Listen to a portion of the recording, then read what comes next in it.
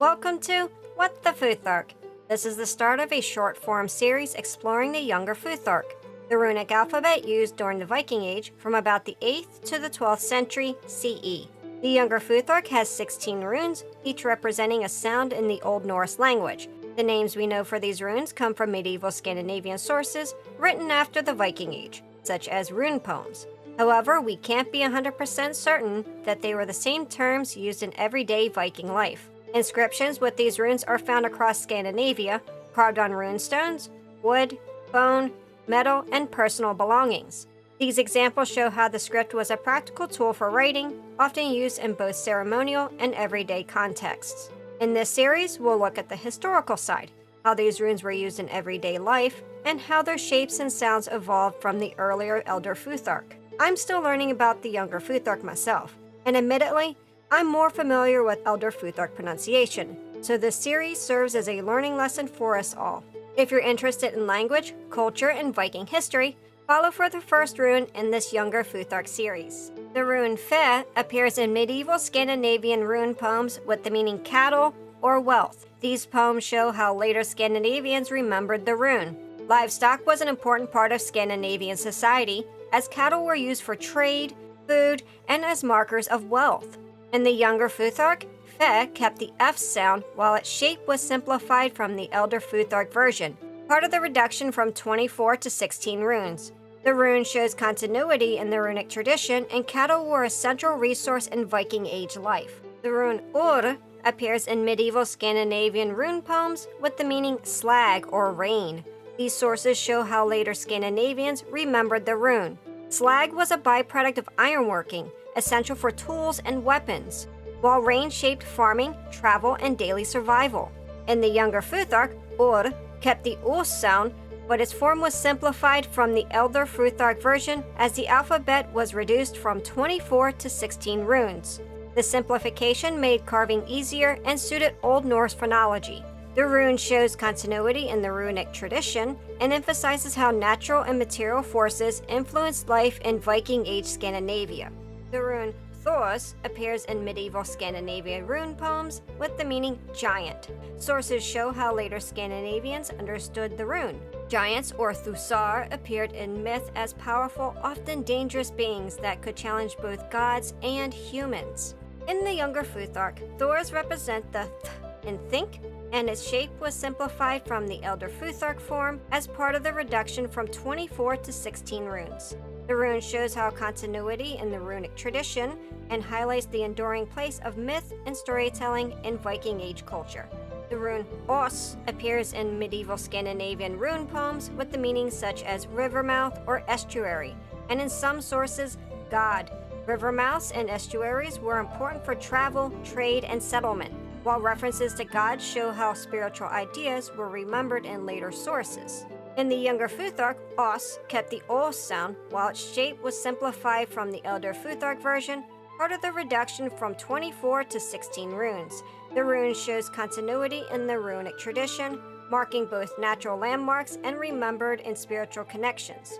The rune Reid appears in medieval Scandinavian rune poems with the meaning of ride or journey. These poems show how later Scandinavians recorded the rune. Travel and movement were important in Viking Age society, whether moving between seasonal settlements, trading across fords and rivers, or raiding across distant coasts. In the Younger Futhark, Reid kept the aura sound, while its shape was simplified from the Elder Futhark version, part of the reduction from 24 to 16 runes.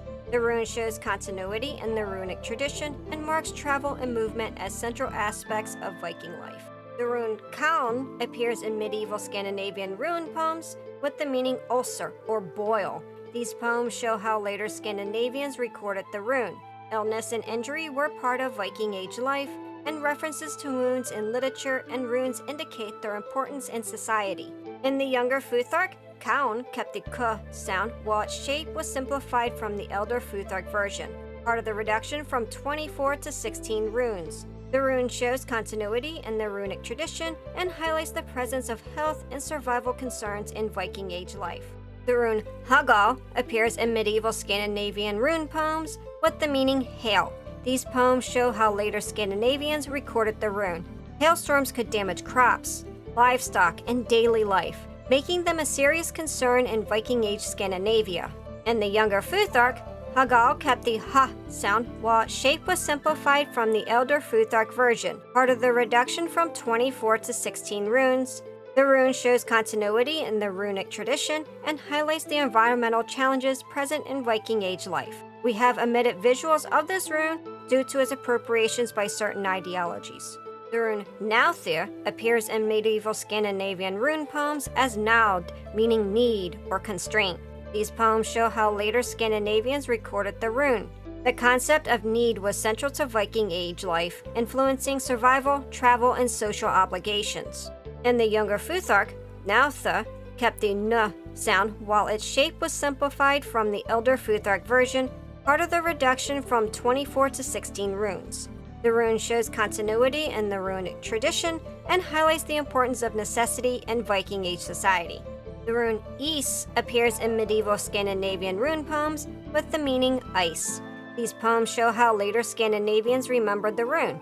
Ice and cold were central features of daily life, affecting travel, fishing, farming, and settlement patterns.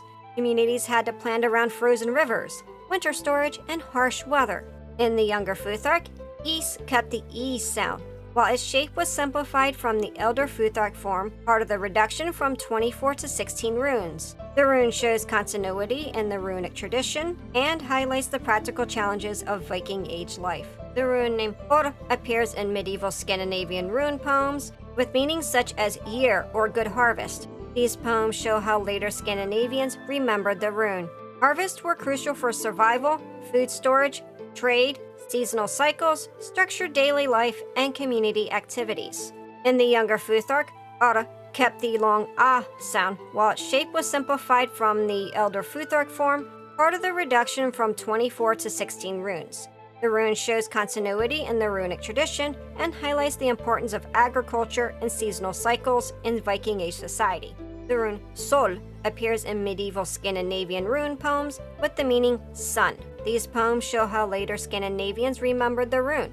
Sunlight influenced seasonal cycles, navigation, and agriculture, shaping daily life and work schedules. References to the sun appear in art, poetry, and rituals throughout the period. In the Younger Futhark, Sol kept the S sound while its shape was simplified from the Elder Futhark form, part of the reduction from 24 to 16 runes. The rune shows continuity in the runic tradition and highlights the practical importance of the sun in Viking Age society. We have omitted visuals of this rune due to certain ideologies. The rune Tira appears in medieval Scandinavian rune poems with the meaning Tira, the god associated with law and warfare. These poems show how later Scandinavians remembered the rune. Tira was connected to leadership, legal matters, and battlefield courage, reflecting the role of law and order in Viking Age society. In the Younger Futhark, Tira kept the T sound while its shape was simplified from the Elder Futhark version, part of the reduction from 24 to 16 runes.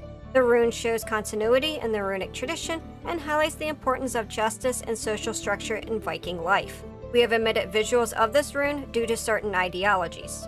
The rune Bjarkan appears in medieval Scandinavian rune poems with the meaning birch. These poems show how later Scandinavians remembered the rune. Birch trees were used for building, fuel, and tools, and their presence shaped daily life in Viking Age communities. In the Younger Futhark, Bjarkan kept the B sound while its shape was simplified from the Elder Futhark version, part of the reduction from 24 to 16 runes. The rune shows continuity in the runic tradition and highlights the practical importance of natural resources and Viking life. The rune Nauthiz appears in medieval Scandinavian rune poems with the meaning man or human. These poems show how later Scandinavians remembered the rune. Individuals, clans, and kinship played central roles in Viking Age society, shaping family, inheritance, and community life. In the Younger Futhark, Nauthiz kept the ma sound while its shape was simplified from the Elder Futhark version, part of the reduction from 24 to 16 runes. The rune shows continuity in the runic tradition and emphasizes the role of humans and social bonds in Viking life. The rune Logr appears in medieval Scandinavian rune poems with the meaning water. Rivers, lakes, and seas were essential to Viking Age Scandinavia, shaping travel, fishing, settlements, raiding, and seasonal migration. Navigating waterways could influence trade and survival, and water appears in myth, poetry, and inscriptions. In the Younger Futhark, Logr represents the L sound, and it was simplified from its Elder Futhark form, part of the reduction from 24 to 16 runes. The rune shows continuity in the runic tradition and highlights the central role of water in Viking Age life.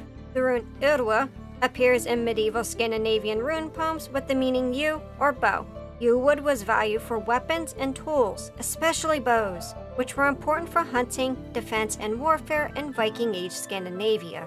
In the Younger Futhark, Urwa represented the Ur sound and was simplified from its Elder Futhark form, part of the reduction from 24 to 16 runes. The rune shows continuity in the runic tradition and highlights the practical importance of yew wood in Viking Age life. We have omitted visuals of this rune due to certain ideologies. The Younger Futhark carried the runic tradition through the Viking Age, adapting the older system as Old Norse, and society changed. Its 16 runes appear across thousands of inscriptions, from memorial stones to everyday objects, showing how deeply runes were embedded in communication and memory.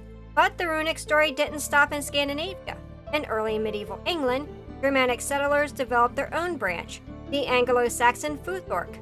This version expanded the alphabets to record the sounds of Old English, adding new runes while preserving the same core tradition.